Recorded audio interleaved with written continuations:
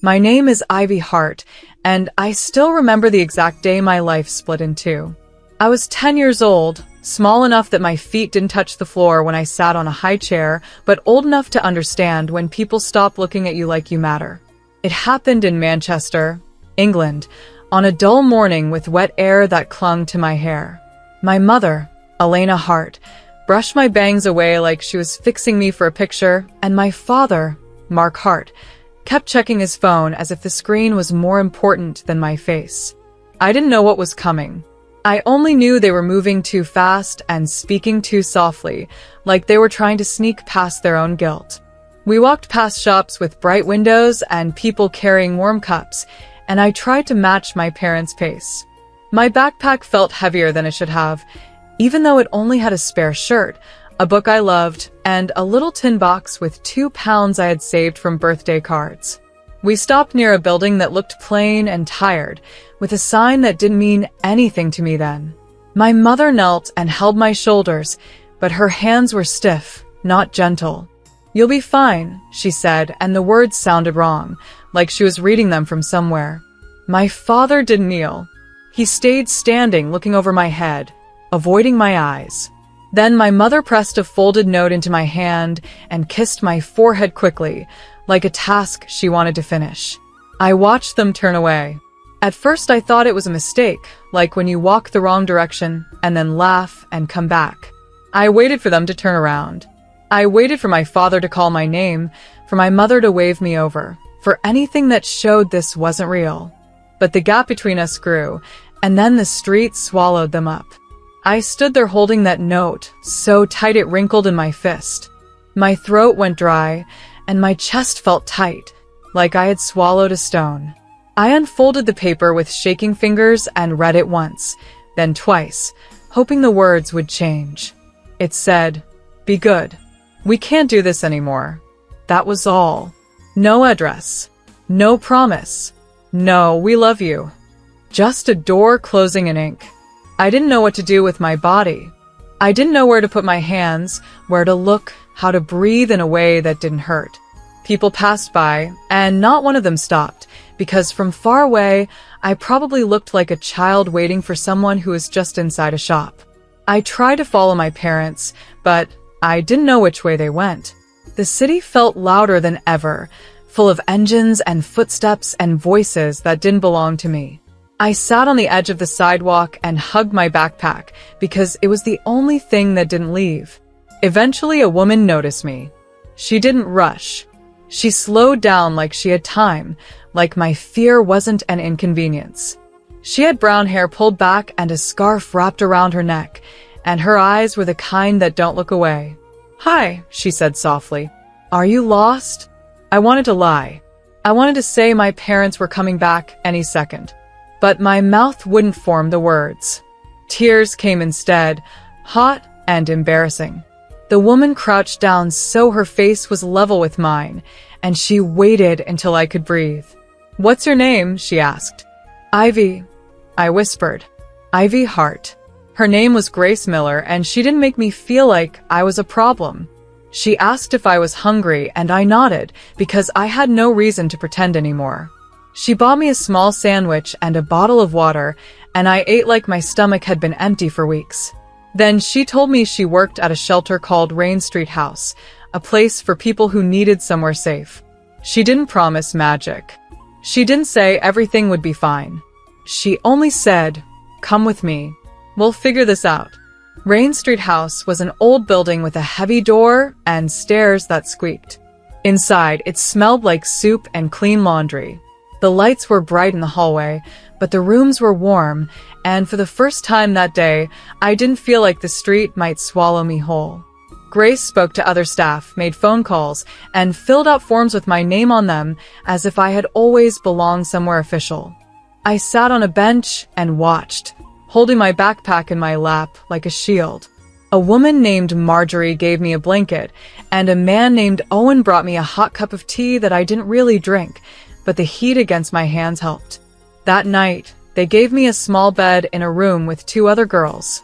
One was Tessa, who had a loud laugh and asked questions like she wasn't afraid of anything. The other was Mina, who looked at me carefully, like she was reading my sadness and deciding how close to stand. I lay under the blanket listening to sounds in the building, the hum of a heater, distant talking, someone coughing, the soft creak of footsteps in the hall. I stared at the ceiling and tried to picture my parents' faces without getting angry, but anger came anyway, curling up inside me like a burning rope. Before I fell asleep, I thought about my grandfather, George Hart, and his house in London with the green door and the garden he watered every morning. I remembered his hands, steady and sure, and the way he once told me, "You're a strong girl, Ivy." I didn't know where he was or if he even knew I was gone, but I held that memory close because it was the only thing I had that felt like love. In the shelter, in that narrow bed, I made myself a quiet promise. If nobody was going to come back for me, then I would learn how to stand on my own. Even if it took years, I would grow into someone nobody could leave behind again. 8 years can feel like one long winter when you're counting days by rules and quiet pain. At Rain Street House, time did not move in a smooth line. It moved in small steps, like learning how to trust a locked door, learning how to eat without hiding food, learning how to fall asleep even when someone in the hallway was yelling at a wall. I grew taller. My voice changed. My hands got rough from chores and part-time work. Grace Miller stayed steady through it all, like a lamp that never went out. She didn't ask me to forget what my parents did. She only reminded me that I was still here, and that mattered. By the time I was 17, I knew how to survive, but I didn't know how to plan. I cleaned tables at a cafe near Deansgate after school and saved every pound I could. I tucked coins into an envelope under my mattress, then moved them to a small account a social worker helped me open. It wasn't much, but it was mine. Some nights, when the shelter felt too loud, I would walk with Mina to the corner shop and we would split a cheap chocolate bar, talking about the kind of lives we wanted like they were places on a map. Tessa had dreams too, loud ones, and she spoke about them like they were already real. I listened more than I talked because my dreams still felt fragile, like glass. My 18th birthday arrived in a way that didn't feel like a celebration. It was a rainy morning again, the kind that makes the whole city look gray and soft at the edges. Grace surprised me with a small cake and one candle. She smiled in that gentle way she had, and for a second I was 10 again, holding a backpack too tight. 18, she said, like it was a victory. I blew out the candle and tried to make a wish, but the only thing I could think was, please let my life finally begin. Grace slid an envelope across the table afterward. "This came for you," she said. "It looks official." The envelope was thick and pale, with a clean logo at the top. Northbridge Bank, London. My name was typed neatly, like I belonged to a world of tidy offices and quiet carpets. I turned it over in my hands before opening it, feeling my heart beat in my fingertips. There are some letters you can sense are bad news before you read a single word. Inside, there was a formal notice and a second page full of words that sounded sharp and cold. It talked about closure, estate actions, and property control. It said my grandfather, George Hart, had held accounts there, and that those accounts had been closed. It also said the bank had taken steps to secure a London property connected to the Hart name. Then there was the part that made my stomach drop. It mentioned Harwick Shipping Limited, the company I remembered like a half-dream, and said certain business access had been frozen. I sat back in my chair and stared at the paper until the letters blurred. Nobody had told me my grandfather had died. Not a phone call, not a message, not even a small line in the post. It felt like another kind of abandonment, quieter but just as sharp. Grace read the letter after I handed it to her, and her face tightened in the way it did when she was angry but trying to stay calm. "We need advice," she said. "Not from the bank. Not from anyone you don't trust. From someone who works for you." A local solicitor in Manchester, a woman named Ruth Wallace, agreed to meet me for a low fee. She spoke clearly, without fancy words, and that helped. She explained that banks did not just lock houses and freeze company access for no reason. It usually meant someone was trying to control things or something had been mishandled. Do you have any documents about your grandfather's will? Ruth asked. I shook my head. I didn't even know where to start. Ruth wrote down names, addresses, and steps, and then she leaned forward. If there's an estate and you're named in it, time matters, she said. And you need to see what's happening in London, not just hear about it. That night, I barely slept. I kept thinking of the green door I remembered from childhood and the little garden my grandfather loved. I kept thinking of my parents' faces, how they walked away like my life was a weight they were glad to drop. I hadn't heard from them in years, and I told myself they didn't matter anymore. But the letter made them matter again, because I could almost feel their hands in it. My parents were the kind of people who appeared when there was something to take. 2 days later, Grace helped me buy a train ticket to London. It cost £71, and I counted the notes twice before handing them over, because spending money on myself still felt wrong. Mina hugged me so tightly my ribs hurt. Tessa made a joke about me going to become a rich woman overnight, but her eyes were serious. I promised to call. Then I stepped onto the train with my backpack and a folder of papers Ruth had prepared. The countryside slid past the window, green and wet, and I tried to keep my breathing even. I didn't know what I would find, but I knew I couldn't stay in Manchester and hoped the truth would come to me. London smelled different, sharper and busier, like everything was moving on purpose. I took a taxi to the address listed in the bank notice, my hands clenched in my lap the whole way. When I reached the house, my chest tightened so hard I thought I might be sick. The green door was still there, but the lock was new and heavy. A printed notice sat behind the glass, stamped with the bank's name. The garden looked tired, weeds pushing through the edges like they didn't know where they were allowed to grow. I stood on the front step for a long moment, holding my breath, as if my grandfather might open the door and tell me it was all a mistake. The next morning, I walked into Northbridge Bank wearing my cleanest coat and my bravest face. The building was quiet inside, all polished floors and low voices. A man at the desk checked my appointment and led me to a meeting room. A bank manager came in a few minutes later. His name was Daniel Brooks, and he wore a neat suit and a careful expression, like he had practiced looking neutral for a living. He shook my hand, glanced at my paperwork, and sat across from me.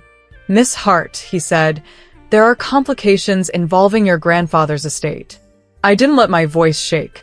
"My grandfather's house is locked," I said, "and his company is frozen. I want to know who asked you to do that."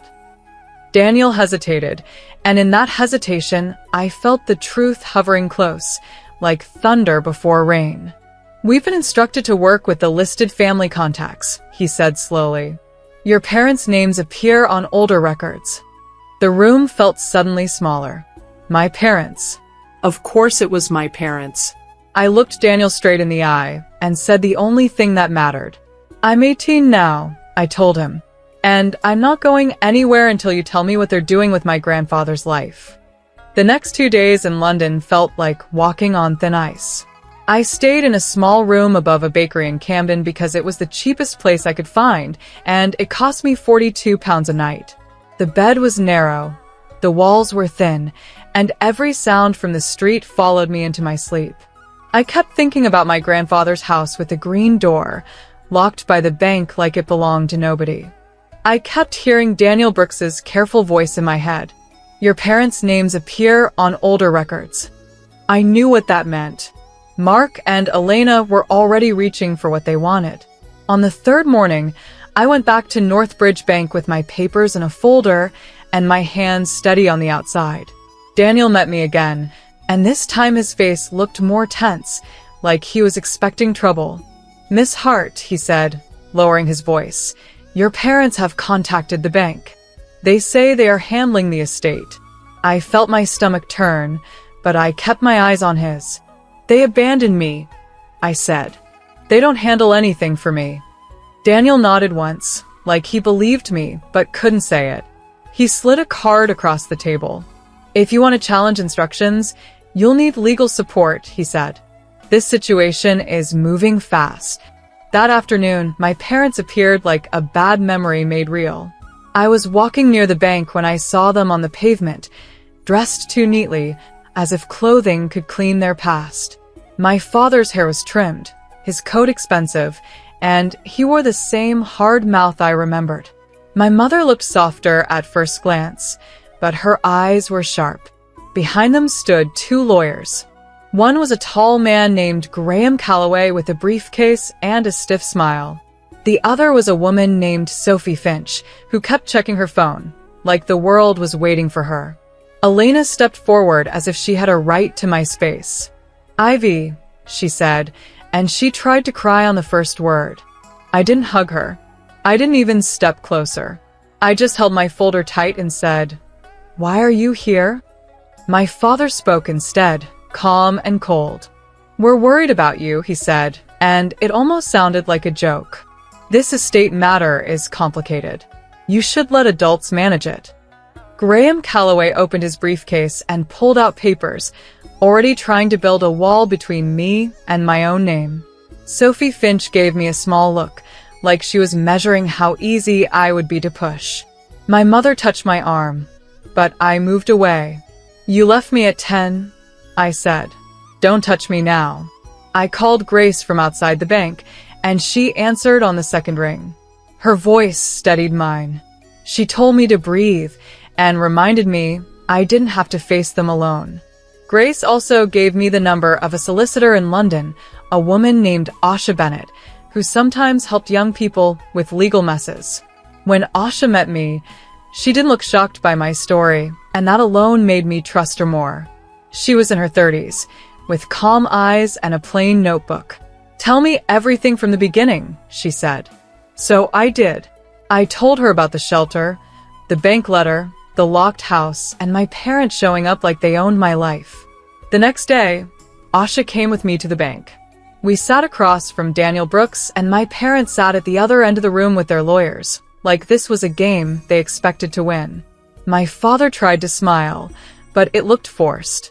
"We're just trying to protect family assets," he said. Asha didn't react to his tone. She only asked Daniel, "Has probate been filed, and has the will been verified?" Daniel admitted there was a will on record, but he said the bank was waiting for confirmation. That was when Graham Calloway leaned forward and said, "The will is unclear," like he could make it true by saying it. Asha glanced at him once and said, "Let's not guess. Let's check." Right there, in that quiet bank room, Asha opened her laptop. She went to an official public records site that listed probate filings and wills, simple and plain, with search boxes and dates. It wasn't dramatic, just ordinary, but I could feel my parents stiffen the moment the screen lit up. Asha typed George Hart and then checked the spelling twice, careful like a person who respects facts. The results came up fast. My heart hammered. My mother's lips parted like she wanted to interrupt, but no sound came. My father's eyes narrowed, and for the first time I saw fear in him. Real fear.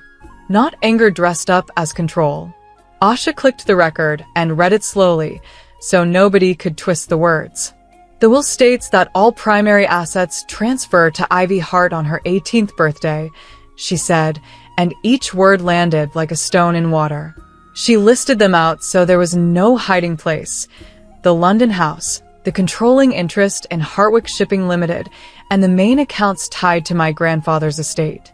She also mentioned a trust meant for my education, worth £120,000, protected until I reached adulthood.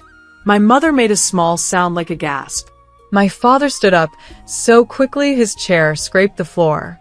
Graham Calloway's smile vanished. Sophie Finch stared at the screen as if it had betrayed her. Nobody spoke for a long moment. Even the bank room felt different, like the air had shifted. Daniel Brooks cleared his throat and said, carefully, "If this record is confirmed through probate, then Miss Hart is the legal beneficiary." My parents started talking at once, too loud, too fast, trying to press their way back into control. But I didn't feel small anymore. I felt clear. I looked at my father and said, "You tried to erase me. You left me with nothing, but you can't do that now." Then I turned to Asha and said, "What happens next?" Asha closed the laptop, met my eyes, and answered in a steady voice, "Next, we make it official, and we take your life back." The day the probate confirmation finally came through, I sat in Asha Bennett's office and watched her slide the stamped papers across the desk like they were something fragile. My name, Ivy Hart, was printed in the lines where I had always been missing. I didn't jump up and cheer. I didn't cry either, not right away. I just stared because my whole childhood had taught me that good things get taken. Asha waited until my breathing slowed. Then she said, "It's official. The house, the company, and the estate accounts are yours."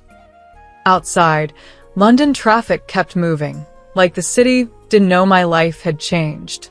That same afternoon, we went to Northbridge Bank and met Daniel Brooks again. This time, he spoke to me differently, still careful but not dismissive. He asked me to confirm my identity, then he turned the monitor so I could see what was tied to my grandfather's estate. The numbers on the screen made my head spin. Asha kept it simple. "We're here to transfer control and secure all access," she said. Daniel nodded and asked if I wanted to place restrictions on any linked accounts. I looked at the list and saw my parents' names connected to old permissions and side access. My stomach went tight, but my voice stayed calm. "Remove them," I said. All of it. Closing my parents' bank account wasn't a moment of joy. It felt like pulling a thorn out of skin that had been hurting for years. Asha explained the process, and Daniel confirmed what could be done legally and quickly. We froze the channels they had used to move money around and shut down their access to anything connected to my grandfather's estate. My father, Mark Hart, tried to call me 3 times that evening. My mother, Elena Hart, left a voicemail that sounded like crying, but I could hear anger under it. I didn't respond.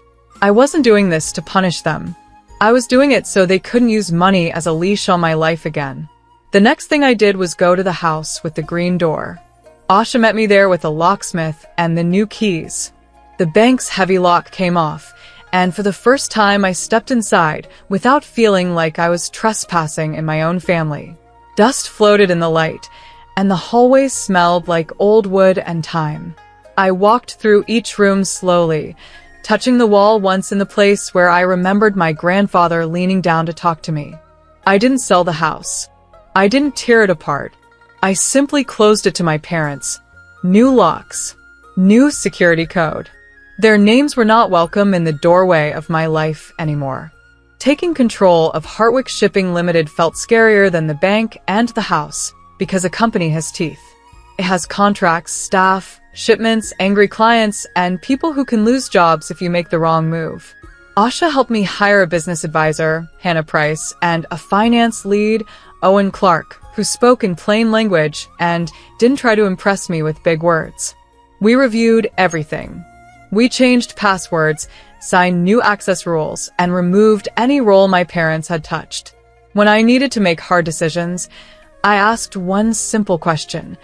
Does this protect the future, or does it feed the past? If it fed the past, I cut it off. My parents did not handle losing control well. They shouted in meetings, threatened lawsuits, and tried to tell people I was confused and being used. When that didn't work, they broke in other ways. My mother showed up once outside the office, screaming my name in the street until security asked her to leave. My father tried to force his way into a board discussion and ended up in a fight with a guard. After that, things moved through doctors and reports and court language I never wanted to learn.